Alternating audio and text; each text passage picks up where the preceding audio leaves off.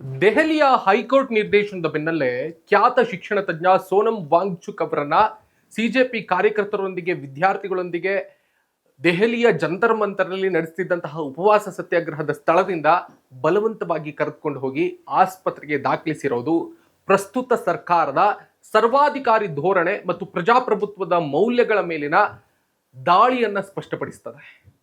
ಮಾತನಾಡ್ತಾ ಹೋಗೋಣ. ನಮಸ್ಕಾರ, ಸುಮನ್ ಟಿವಿ ಕನ್ನಡಕ್ಕೆ ಸ್ವಾಗತ. ನಾನು ಶ್ರೀರಾಜ್ ವಕ್ವಾಡಿ. ಶಿಕ್ಷಣ ತಜ್ಞ ಸೋನಂ ವಾಂಗ್ಚುಕ್ ಅವರು ಧರ್ಮೇಂದ್ರ ಪ್ರಧಾನ್ ರಾಜೀನಾಮೆಗೆ ಆಗ್ರಹಿಸಿ ಜುಲೈ 20ರಂದು ಸಂಸತ್ ಚಲೋಗೆ ಕರೆ ನೀಡಿದ್ರು. ಜುಲೈ 20ರ ನಂತರ ನಾನು ನಿಮ್ಮನ್ನ ದೆವ್ವವಾಗಿ ಕಾಡ್ತೇನೆ ಅಂತ ಹೇಳಿದ್ರು. ವಿದ್ಯಾರ್ಥಿಗಳಿಗಾಗಿ ಪ್ರಾಣ ತ್ಯಾಗಕ್ಕೂ ಕೂಡ ಸಿದ್ಧನಿದ್ದೇನೆ ಅಂತ ಹೇಳಿದ್ರು. ಈ ನಡುವೆ ಜಂತರ್ ಮಂತರ್ನಲ್ಲಿ ಅನಿರ್ದಿಷ್ಟಾವಧಿ ಉಪವಾಸ ಸತ್ಯಾಗ್ರಹ ನಡೆಸ್ತಾ ಇದ್ದಂತಹ ಸೋನಂ ವಾಂಗ್ಚುಕ್ ಅವರ ಆರೋಗ್ಯವನ್ನ ನಿಯಮಿತವಾಗಿ ಮೇಲ್ವಿಚಾರಣೆ ಮಾಡುವಂತೆ ಮತ್ತು ಅಗತ್ಯ ಇದ್ರೆ ವೈದ್ಯಕೀಯ ನೆರವು ನೀಡುವಂತೆ ದೆಹಲಿ ಹೈಕೋರ್ಟ್ ಕೇಂದ್ರ ಸರ್ಕಾರ ಮತ್ತು ದೆಹಲಿ ಸರ್ಕಾರಕ್ಕೆ ಸೂಚನೆಯನ್ನು ನೀಡಿತು. ಸೋನಂ ವಾಂಗ್ಚುಕ್ ಅವರ ಆರೋಗ್ಯ ತೀರಾ ಹದಗೆಟ್ಟಿತ್ತು. ಈಗಾಗಲೇ ಅವರ ತೂಕ 9 kgಯಷ್ಟು ಕಡಿಮೆ ಆಗಿತ್ತು. ಹೀಗೆ ಅವರು ಉಪವಾಸವನ್ನು ಮುಂದುವರಿಸಿದ್ರೆ 2 ದಿನಗಳಲ್ಲಿ ಜೀವ ಕಳೆದುಕೊಳ್ತಾರೆ. ಅವರನ್ನ ಒತ್ತಾಯಪೂರ್ವಕವಾಗಿ ಆಸ್ಪತ್ರೆಗೆ ದಾಖಲಿಸುವಂತೆ ಕೇಂದ್ರ ಮತ್ತು ದೆಹಲಿ ಸರ್ಕಾರಕ್ಕೆ ದೆಹಲಿ ಹೈಕೋರ್ಟ್ ಸೂಚನೆಯನ್ನ ಕೊಟ್ಟಿತ್ತು. ಇದಕ್ಕೆ ಸಾಮಾಜಿಕ ಕಾರ್ಯಕರ್ತ ವಕೀಲ ರಾಕೇಶ್ ಕುಮಾರ್ ಅವರು ದೆಹಲಿ ಹೈಕೋರ್ಟ್ನಲ್ಲಿ ಸಾರ್ವಜನಿಕ ಹಿತಾಸಕ್ತಿ ಅರ್ಜಿ ಸಲ್ಲಿಕೆಯನ್ನ ಮಾಡಿದ್ರು. ಅರ್ಜಿ ವಿಚಾರಣೆ ನಡೆಸಿದಂತಹ ಕೋರ್ಟ್ ಜೀವ ಅತ್ಯಮೂಲ್ಯ, ಸರ್ಕಾರಿ ವೈದ್ಯರು ನಿಯಮಿತವಾಗಿ ಅವರ ಆರೋಗ್ಯ ತಪಾಸಣೆ ನಡೆಸಬೇಕು ಅಂತ ಸೂಚನೆಯನ್ನು ಕೊಟ್ಟಿತ್ತು. ಅದೇ ನೆಪದಲ್ಲಿ ಈಗ ಪ್ರಭುತ್ವವನ್ನೇ ಪಾಲಿಸ್ತಾ ಇರುವಂತಹ ಕೇಂದ್ರ ಸರ್ಕಾರ ಪ್ರತಿಭಟನೆಯನ್ನ ಸಂಸತ್ ಚಲೋವನ್ನ ಹತ್ತಿಕ್ಕುವ ಪ್ರಯತ್ನವನ್ನ ಮಾಡಿದೆ. ಇದರ ವಿರುದ್ಧ ಸಿಜೆಪಿ ಮುಖ್ಯಸ್ಥ ಅಭಿಜಿತ್ ದೀಪ್ಗೆ ಖಂಡಿಸಿದ್ದಾರೆ. ಅಮಾನುಷವಾಗಿ ಪೊಲೀಸರು ವರ್ತಿಸಿದ್ದಾರೆ ಅಂತ ಅವರು ಟೀಕಿಸಿದ್ದಾರೆ. ನೋಡಿ, ನಾಗರಿಕರ ಮೂಲಭೂತ ಹಕ್ಕುಗಳು ಮತ್ತು ಶಾಂತಿಯುತ ಪ್ರತಿಭಟನೆಗಳನ್ನು ಹತ್ತಿಕ್ಕುವುದಕ್ಕೆ ಪ್ರಭುತ್ವ ನ್ಯಾಯಾಂಗದ ಆದೇಶಗಳನ್ನೂ ತನ್ನ ದಮನಕಾರಿ ನೀತಿಗೆ ದಾಳವನ್ನಾಗಿ ಬಳಸಿಕೊಳ್ತಾ ಇರೋದು ಈ ಘಟನೆಯಿಂದ ಸಾಬೀತಾಗಿದೆ. ಪ್ರಭುತ್ವದ ನಿರ್ಲಕ್ಷ್ಯ ಮತ್ತು ನೈತಿಕತೆಯ ಪತನ ಎದ್ದು ಕಾಣ್ತಾ ಇದೆ. ನೀಟ್ ಅಕ್ರಮದ ವಿರುದ್ಧ ಮತ್ತು ಕೇಂದ್ರ ಶಿಕ್ಷಣ ಸಚಿವ ಧರ್ಮೇಂದ್ರ ಪ್ರಧಾನ್ ಅವರ ರಾಜೀನಾಮೆಗೆ ಒತ್ತಾಯಿಸಿ ವಾಂಗ್ಚುಕ್ ಅವರು ನಡೆಸುತ್ತಿದ್ದಂತಹ ಹೋರಾಟ ಸಂಪೂರ್ಣವಾಗಿ ಶಾಂತಿಯುತ ಮತ್ತು ಗಾಂಧಿವಾದಿ ಮಾರ್ಗದಿಂದ ಆಗಿತ್ತು.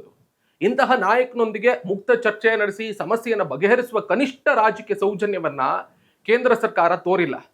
ಕೋರ್ಟ್ನ ಆದೇಶವನ್ನ ನೆಪವಾಗಿಸಿಕೊಂಡು ಅರೆಸೇನಾಪಡೆ ಪೊಲೀಸರ ಮೂಲಕ ಬಲವಂತದ ಕ್ರಮ ಕೈಗೊಂಡಿರೋದು ಪ್ರಭುತ್ವದ ಅಹಂಕಾರ ಮತ್ತು ಜನವಿರೋಧಿ ನಿಲುವನ್ನ ಬಿಂಬಿಸ್ತದೆ.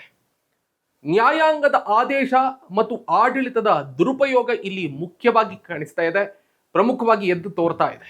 ಆರೋಗ್ಯದ ನೆಪದಲ್ಲಿ ಪ್ರತಿಭಟನಾಕಾರರನ್ನು ಬಲವಂತವಾಗಿ ಅಲ್ಲಿಂದ ಕರೆದುಕೊಂಡು ಹೋಗುವುದು ಬಲಪ್ರಯೋಗದ ಹೊಸ ತಂತ್ರ ಅನ್ನೋದರಲ್ಲಿ ಏನು ಅನುಮಾನ ಇಲ್ಲ. ಪ್ರತಿಯೊಬ್ಬನ ಜೀವವು ಅಮೂಲ್ಯ, ಆದರೆ ಅಲ್ಲಿಂದ ಅವರಿಗೆ ಚಿಕಿತ್ಸೆ ಅಂತ ಕರೆದುಕೊಂಡು ಹೋಗುವುದಕ್ಕೂ ಸಣ್ಣ ಸೌಜನ್ಯವನ್ನ ತೋರಿಸಿ ಕರ್ಕೊಂಡು ಹೋಗ್ಬೇಕಿತ್ತು.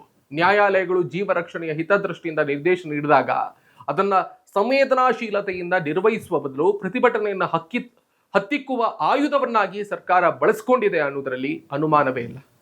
ಇದು ನಾಗರಿಕರ ಪ್ರತಿಭಟಿಸುವ ಹಕ್ಕನ್ನ ಪರೋಕ್ಷವಾಗಿ ಕಸಿದುಕೊಳ್ಳುವ ವ್ಯವಸ್ಥಿತ ಸಂಚು. ಇನ್ನು ನೀಟ್ ಹಗರಣ ಮತ್ತು ಶಿಕ್ಷಣ ಇಲಾಖೆಯ ವೈಫಲ್ಯ ಅಲ್ಲದೆ ಮತ್ತಿನ್ನೇನು ಹಾಗಾದ್ರೆ ಇದು? ದೇಶದ ಲಕ್ಷಾಂತರ ಯುವಜನರ ಭವಿಷ್ಯವನ್ನ ಬಲಿಗೊಟ್ಟಿದೆ.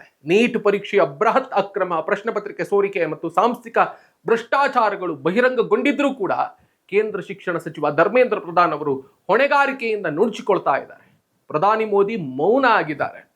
ಯುವಕರ ಭವಿಷ್ಯದ ಜೊತೆ ಆಟ ಆಡಿದಂತಹ ಇಲಾಖೆಯ ಮುಖ್ಯಸ್ಥರಾಗಿ ಧರ್ಮೇಂದ್ರ ಪ್ರಧಾನ್ ತಕ್ಷಣವೇ ರಾಜೀನಾಮೆಯನ್ನ ನೀಡಬೇಕು ಅಂತ ದೇಶವ್ಯಾಪಿ ವಿದ್ಯಾರ್ಥಿಗಳು ಮತ್ತು ಪ್ರಗತಿಪರ ಸಂಘಟನೆಗಳು ಬೇಡಿಕೆಯನ್ನ ಇಡ್ತಾ ಇರುವಂತಹ ಸಂದರ್ಭದಲ್ಲಿ ಸರ್ಕಾರ ಕ್ಯೂಡಾಗಿದೆ ಎನ್ನುವುದರಲ್ಲಿ ಅನುಮಾನವೇ ಇಲ್ಲ. Thank you so much. ಈವರೆಗೆ ಈ ಒಂದು ಸ್ಪೆಷಲ್ ಎಕ್ಸ್ಪ್ಲೇನರ್ ಅನ್ನ ನೋಡಿರೋದಕ್ಕೆ ಮತ್ತು ಕೇಳಿರೋದಕ್ಕೆ ನಾನು ನಿಮ್ಮಲ್ಲಿ ಒಂದು ರಿಕ್ವೆಸ್ಟ್ ಮಾಡ್ಕೊಳ್ತೀನಿ. ನೀವಿನ್ನೂ ಕೂಡ ಸುಮನ್ ಟಿವಿ ಕನ್ನಡದ ಸಬ್ಸ್ಕ್ರೈಬರ್ ಅಲ್ಲದೇ ಇದ್ರೆ ಈ ಕೂಡಲೇ ಸಬ್ಸ್ಕ್ರೈಬ್ ಮಾಡ್ಕೊಳ್ಳಿ.